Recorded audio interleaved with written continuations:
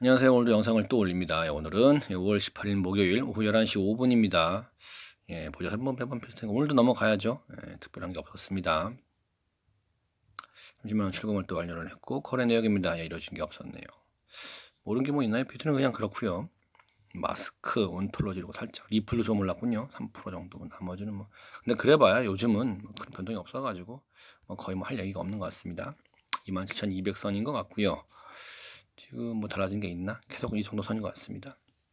오늘도 뭐 특별한 건 없었고요. 계속 뭐 사기 얘기들 하고 뭐 범죄자 얘기들 뭐 그런 거 대부분이죠. 그래요. 당장 코인 얘기 자체로는 뭐 특별한 게 없었던 것 같습니다. 일단 권도형 얘기죠. 보석이 됐는데 이제 거기 현지 검찰이 그걸 항소를 하니까 돈을 더 뽑았다는 얘기입니다. 얘가 좀 직접 뽑지는 않고 대신 누가 해주는 애가 뽑았겠죠. 28억을 뽑았더라. 뭐 돈 어마어마하니까 많은 사람들이 보고 있죠. 근데 이건 되게 좋은 것 같아요. 예.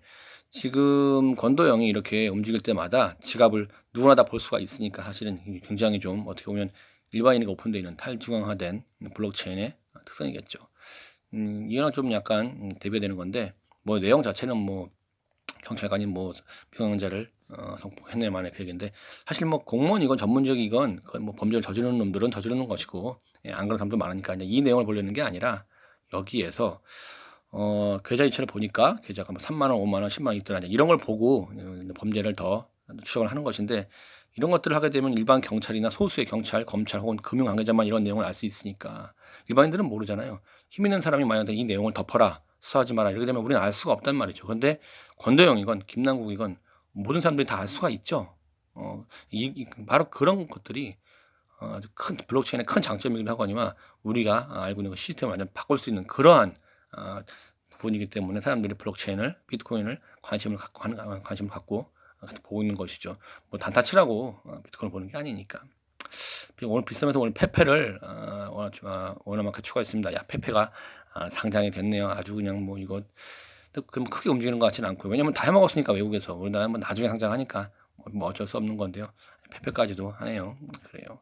블랙록 펀드가 페페를 보냈더라고 하니까 블랙록이면 어마어마한 펀드인데 여기도 페페를 샀군요. 참 이거 보게 되면은 너무 대책 없이 밈코인을 이 블랙록 같은 큰 곳에서 또 하는 거 보면 참 어이가 없습니다. 이게 괜찮은 건지 모르겠습니다. 너무 대놓고 뭐 설거지하는 건지도 모르겠는데요. 중국 얘기입니다. 국영 기업 중에 그린랜드라고 있다고 합니다. 중국 상하이 정부가 좀 지분을 갖고 있는 어떤 부동산 개발 회사인가 봐요. 근데 여기에서 홍콩에 거래소를 차려보려고 하는 것 같습니다. 이런 걸 보게 되면 중국이 이게 거래소를 이 코인이나 이런 블록체인 이쪽을 막으려고 하는 건지 아니면 뒤에서 해보려고 하는 건지 좀 헷갈리죠. 일단 뭐 표면적으로는 거부를 하네, 뭐 금지를 하네 얘기를 하니까 뭐 할 말은 없고요. 파키스탄 얘기입니다. 재무부 장관님이 얘기하기를 파키스탄에서 아마 거래 못하게 하겠다라는 식의 얘기입니다. 뭐 어떤 나라는 폐쇄를 하고 어떤 나라는 또 금지를 하고 어떤 나라는 또 받아들이고 뭐 이렇게 하겠죠. 홍콩 쪽은 조금 좋게 보는 것 같고 파키스탄 그 위에 그런 나라들은 또 조금 안 좋게 보는 경우도 있는 것 같습니다. 뭐 어쩔 수 없겠죠. 미국 부채 한도 협상 계속 얘기가 나옵니다. 뭐 부채 한도 협상을 해서 올리네 마네 그 얘기가 나오는데 이런 얘기가 나오는 게 한두 번이 아니니까 이런 얘기 나올 때마다 비트코인의 움직임이 어땠는가 라는 식의 내용입니다. 그래가지고 뭐 과거에 이때는 이랬고 이때는 올랐고 저때는 내렸고 쭉 보다 보니까 너무 왔다 갔다 중구난방이라서 결론적으로 상관이 없더라. 연관성이 없더라는 얘기죠. 뭐 딱히 문제는 없을 것 같긴 한데요. 뭐 주식은 관계가 있겠습니다만 코인 쪽은 딱히 뭐 없는 것 같아요. 그 밖에 뭐 사기 횡령 얘기죠. 그래요. 은행원들이 한탕 해먹으려고 뭐 주식, 코인 때문에 물려가지고 예, 사람 돈을 빼먹는 이런 일이 되게 많은 것 같습니다. 기업은행도 뭐 과거에도 뭐 여러 은행도 있었으니까 이게 점점 더 많아지는 것 같습니다. 결과적으로다가 제가 일반 직장인 생활을 하면서 약간 좀 현타가 오나 보죠. 그것도 있고 또 뭐 주식이 뭐 메리츠 증권 여기서 이화전기라고 전 주식을 안 하게 잘 모르지만 이제 이게 좀 잘못될 때 매도 타이밍이 기가 막혔더라라는 식입니다. 거래 정지 전에 전량 매도 이래가지고 매도 시점은 우연의 일치다 뭐 이래버리니까 그놈의 우연의 일치 말이 되겠습니까? 거래 정지 전에 바로 다 매도해버리는 거 이미 다 누구는 다 소스를 받았겠죠. 이런 것들을 소수만 알 수 있으니까 참 찝찝한 것은 씁쓸한 것이죠.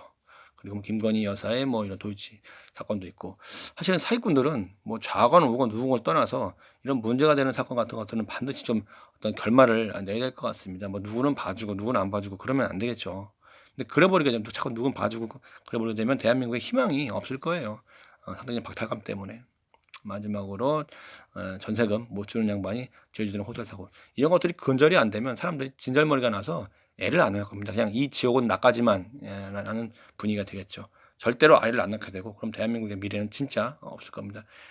범죄가 어떤 나라건 범죄가 있을 수밖에 없겠지만 밝혔으면 잡아야 되는데 잡질 않아요. 형벌이 개판이고. 그러면 정말 그 나라의 미래를 장담하기 좀 어려울 것 같습니다. 이상입니다. 지금 분위기는 그냥 그렇습니다. 과연 또 좀 있으면 주말이 오는데요. 어떻게 또 한번 진행될지 한번 지켜보시죠. 돈을 많이 버시고요. 내일도 또 화이팅 하시죠. 감사합니다.